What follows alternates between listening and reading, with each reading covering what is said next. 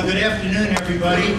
I'm Brent Blackwelder, President of Friends of the Earth Action, and we are happy and enthusiastic to be here today to give our endorsement to John Edwards for President.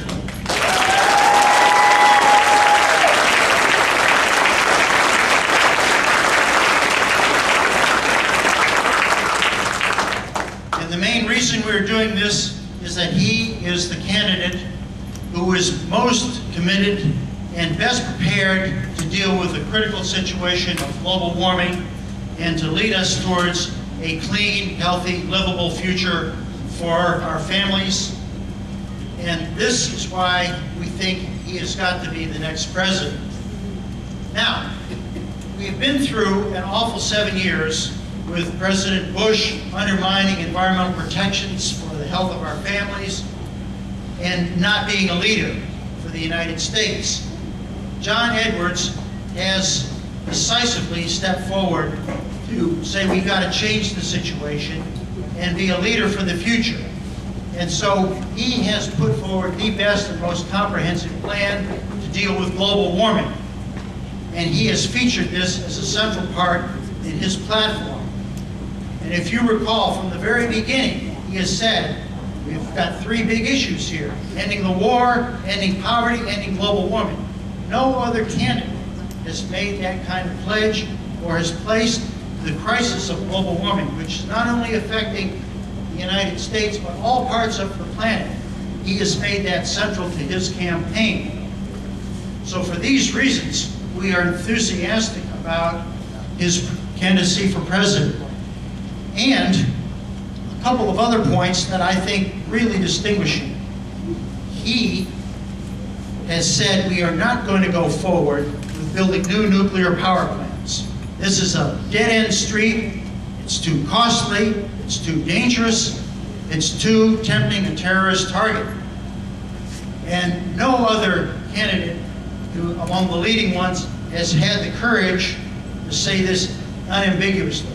I mean, right here, consider it, a candidate in the shadow of Seabrook saying, well, I'm agnostic about nuclear power, or I think we ought to explore the nuclear power option.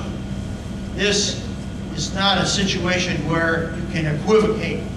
This is a dead-end street if we're hopeful for clean energy solutions. And clean energy solutions are a fundamental part of his plan, clean energy solutions that can promise over 1 million new jobs if we once again resume that leadership for the country. Now, one other point that I think is really distinguishing to him, and it's one that Friends of the Earth Action has noted, which is that over the decades, and we have been in existence since 1969, watching the dynamics of national legislation, national policy setting, the amount of special interest money, the control of lobbyists over this White House is absolutely appalling. They are dictating environmental policy. They are setting our energy policy behind closed doors. This is unacceptable. John Edwards has stepped up and said we are not going to tolerate this kind of corporate domination by the polluting oil and utility interest over the voices of citizens.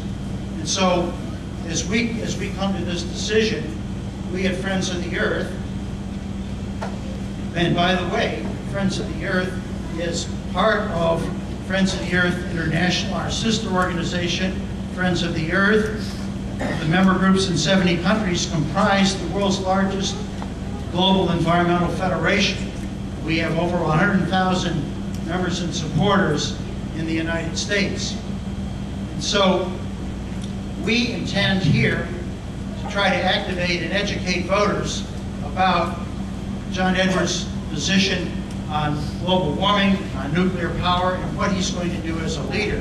We intend to run an independent campaign here to really carry that message out to our supporters, to concerned voters everywhere.